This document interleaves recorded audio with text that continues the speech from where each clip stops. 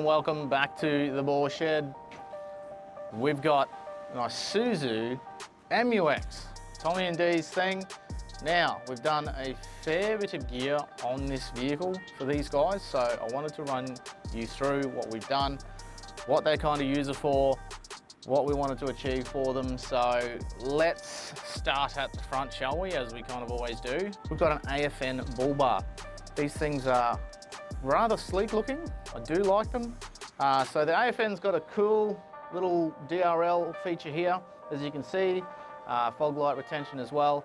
These guys had this light bar on the nudge bar. They used to have a nudge bar on the front, so we have retained that for them. And no winch for these guys. They're not using the vehicle like that. It's more of a weekender and a bit of a tow rig for them. They do tow a van as well.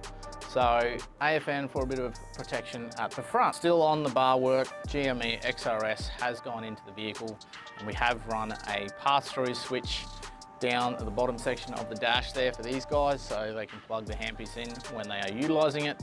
And if they don't want to utilise it, they can simply disconnect it, throw it in the glove box. Whilst we're still up the front, we'll kind of go in under the vehicle. We do have the bash plate kit on this vehicle from Custom Off-Road. Those guys do a full front, middle, and transfer all that type of gear as well. So plates go all the way from up here, protecting all of your engine and your gearbox, all the important things that you want bash plates for. So full kit under the vehicle for these guys as well. All right, let's talk suspension components, a little bit of wheel and tire. As you can see, wheels are still the Isuzu rims. We do just have them wrapped in a BFG 265 on this vehicle. Now, suspension wise, we've got Bilstein lift, and that thing's giving them about 2 inches lift. Now, with this vehicle itself, like I might have mentioned before, the guys are towing. So a GVM was in the space for them. Being post-registration, we have utilised the Queensland's 10% rule. Now, you can't quite get 10% on all vehicles. It depends on what your axle load ratings are, so it will vary from vehicle to vehicle. But for these guys, we did manage to get an extra 200 kilos onto their GVM, which means that's basically their van ball weight on the rear of the vehicle. So that's brought them up to 2,950 rather than 2,750. Basically, Tom and Dee were like, look, every kilogram counts, so let's go ahead and do that. So that was something that we did for these guys as well. All right, on the other side there, we do have the Safari Snorkel. That's keeping our air intake high, coupled with the suspension. I know I'm chopping and churning, I'm kind of reading as I'm going. We did do airbag man bags in the rear. Like I said, they tow, so bags was a bit of a no-brainer just to help out the rear end on the MU-X. All right, so let's pop the hood and we'll have a look at what's going in under there. Okay guys, welcome to the under-bonnet. Welcome to the under-bonnet. Welcome to under the bonnet.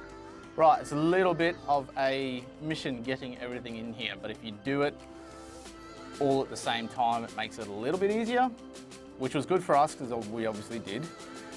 So as you can see, we've got all of our electrics over this side of the battery, so fusing and all that type of thing, relays, everything's in this one position. Then we do have a Provent oil air separator and the pre-line kit here as well. So as you can see, it is quite tight in here, but if you do it together, it's not too bad because you can run your wiring and then do all this at the same time. So we do have that in there. This is the pre-line, like I just said, so it does have a sensor on the bottom of it for water ingress, anything like that. So there's a little light on the dash, and it does have a buzzer in there to tell you if you do have any contamination in your filter. So that is there for that as well. Don't forget, I always like to say this, these are both serviceable items, so you do need to service them just as you would your vehicle. Get these serviced regularly as well. It's just good practice. The other thing that we did do though, while we're under the bonnet, is driveline breather system as well for these guys. So that's been hooked up on the other side there as well to get those lines up as high as we can into the engine bay. All right, so that is under the bonnet, you guys, and everything is just in this one nice, neat little spot, easy to get to. Let's have a quick look at the roof rack setup that these guys have opted for on the MU-X. All right guys, on the roof we do have Rhino rack with the backbone system. These guys do have the Rhino rack back wing as well. Tommy's added a couple of little extra features up there, just tidy end points, things like that, that work for him. They are using the roof rack for things like their max tracks, jerry cans, extra bits and pieces like that. Okay guys, welcome to the bum end of the MU-X. This is the business end. So, before we go inside, down the bottom here, tow setup. Airbags, just manual air. Then we do have a 12-pin plug which has been wired to the specifications of the van, and then your OG Anderson plug for the charging of everything that goes in there. Under the rear of the vehicle though, we have done a Long Ranger additional tank. So that's giving these guys an extra 65 litres off the top of my head, don't quote me on that. And that will obviously get them a little bit more range for fuel in the MU-X rather than having to carry a Jerry or something like that on the roof. Mind you, that'd be way more than a Jerry, that'd be two. Okay, so I wanted to talk to you guys real quickly about the system in here. Tommy opted with a drifter drawer setup. They do have the K-on cargo barrier up there as well, which works really, really well to be able to stack your gear in here. So this has got so much cool features in it. Drawers. And then you do have a little pull out top on this side as well. So that's full slide.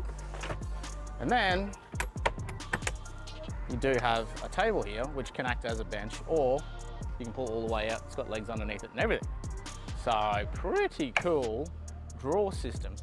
And what we added to this system was a couple of additions. So Tommy had an old battery kind of lying around that he was like, look, I know there's not much space, so we had to mount it on top of the drawer here on the left. It's kind of tucked away in the nice little box there. He's made it look nice and neat. And we've added a Victron battery monitor gauge here at the rear, which is Bluetooth compatible. Then we do have a couple of USB accessory outlet. I've got a switch here for his air compressor system. So flick the switch, away goes the air compressor, and away we go, which is all tucked in behind the wing on the other side as well. So very, very tidy little system. The cool thing about these drawers though as well, guys, is that they do incorporate a water tank in this as well. So it does have water accessible from the rear passenger door on this side of the vehicle. So pretty cool system, great little 12-volt setup. It is a 100 amp hour lithium battery as well. So that's powering all of his accessories, lighting, things like that. And that's all happening off of the rear setup that's in the back here. Plus fridge in the back as well. So pretty cool setup in the back of the MU-X. I think they make for a quite capable little tourer. So happy days. All right guys, that's it for the run through on the MU-X. I hope you guys enjoyed this little walkabout, this fantastically packaged little tourer. I think these things are highly underrated. I mean, you know, they don't have the big GVMs that the larger vehicles have. I mean, it's horses for courses in that aspect of the whole thing. But look, quite capable vehicle. And I think these guys have done a really good job in choosing the components that they have for us to put together for them. So if you liked what you saw, please give us a thumbs up. Consider subscribing to the channel. That way you guys won't miss any other builds or anything that comes out through the Boar Shed.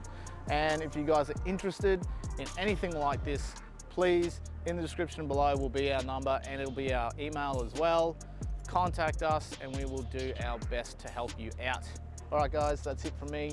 Hope you guys enjoyed and I'll see you next time we do a bit of a walkthrough at the Boar Shed.